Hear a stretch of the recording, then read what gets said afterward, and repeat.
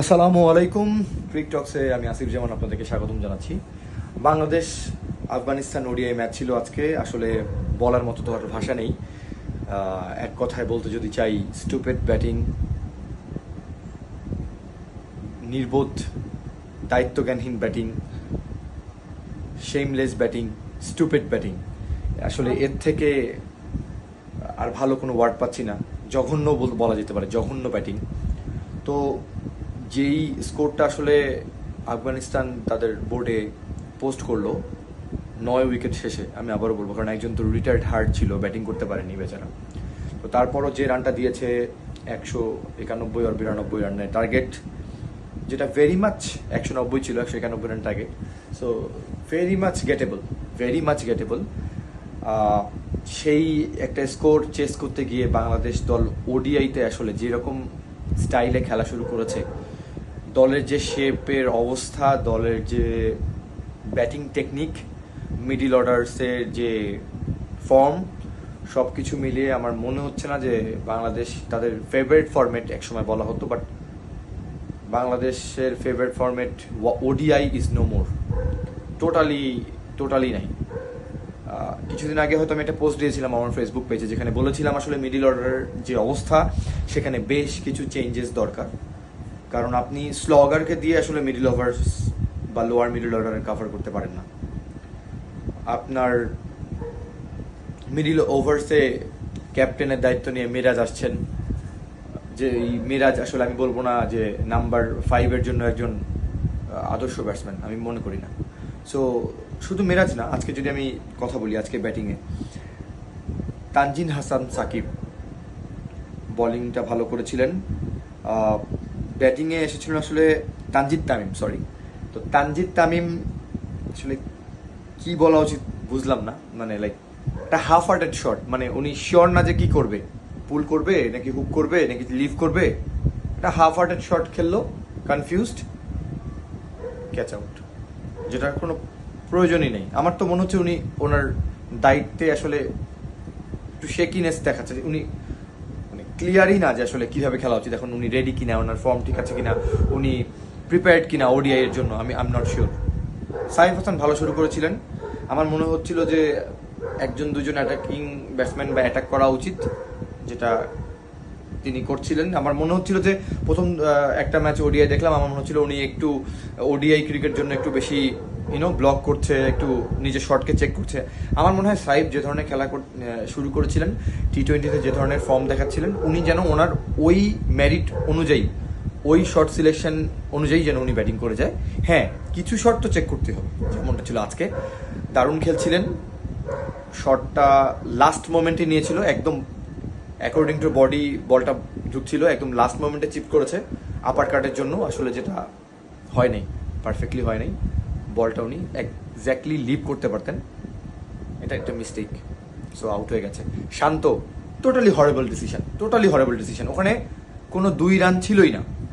আপনি দেখেন ফিল্ডার, কলটা ছিল কার? কলটা ছিল হচ্ছে শান্তর। নিজে দেখছেন ফিল্ডার একটু স্লো দৌড়াচ্ছে, ইচ্ছা করে একটু স্লো দৌড়াচ্ছে। ওনার মনে হলেন যে ঠিক আছে 2 নেওয়া যেতে পারে।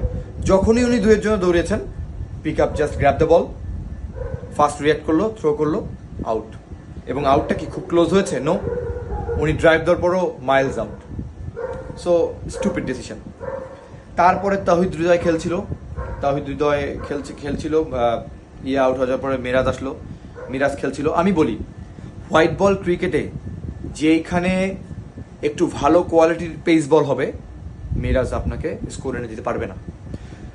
ভালো স্পিন থাকবে, রশিদ খানের মতো চ্যাম্পিয়ন বলার থাকবে, যেখানে রং ওয়ান করবে, দুসরা করবে, টস আপ করবে, ফ্লাইটেড দিবে, খুব ভালো কোয়ালিটির বল মিরাজ হ্যান্ডেল করতে পারবে না।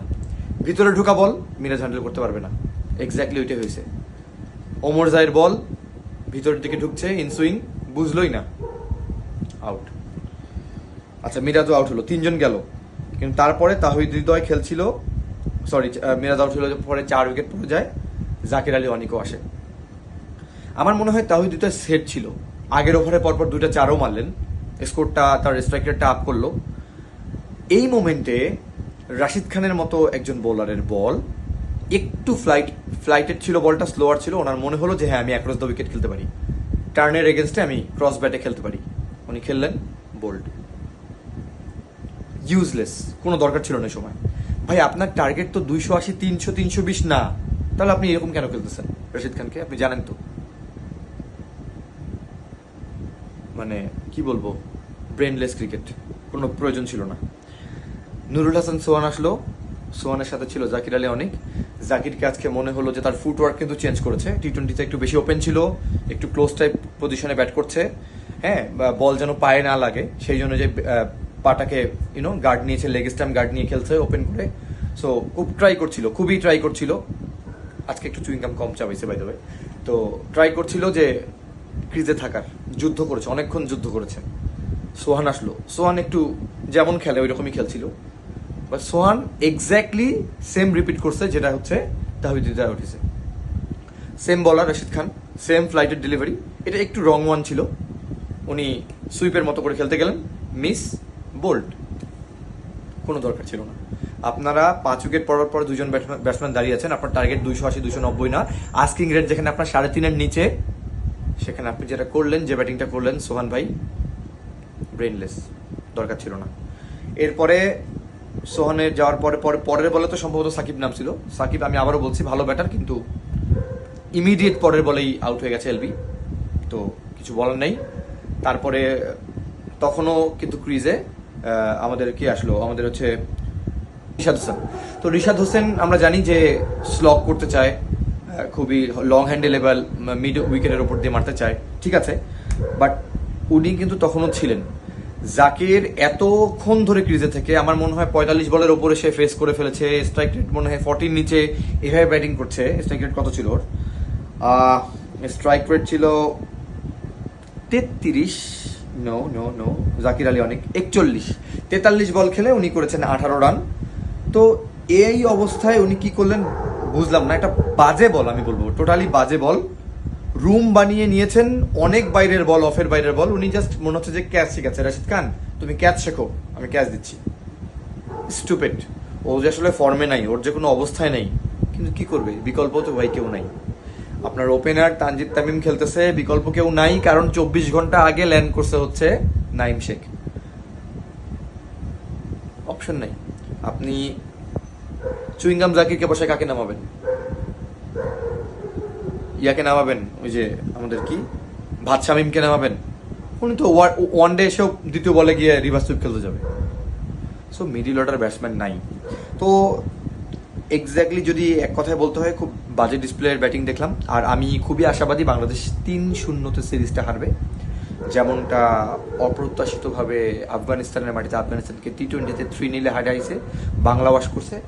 এবার নিজেরা বাংলা ওয়াশ হবে অথবা আফগান ওয়াশ হবে, আপনার যেটা ভালো মনে করেন, বলতে কমফোর্ট ফিল করেন, সেটাই হবে। খুব বিসিবির উচিত, আমার তো মনে হয় সামনের ওডিআই ওয়ার্ল্ড কাপে ডিরেক্টলি চান্স পাবেই না, তাদেরকে আসলে নকআউট রাউন্ড, মানে ওই যে আরও যে টিমগুলো আছে তাদের সাথে খেলে আসলে টিকিট কাটতে হবে ওডিআই ওয়ার্ল্ড কাপের জন্য। সো ডিরেক্টলি কোয়ালিফাই করতে পারবে না।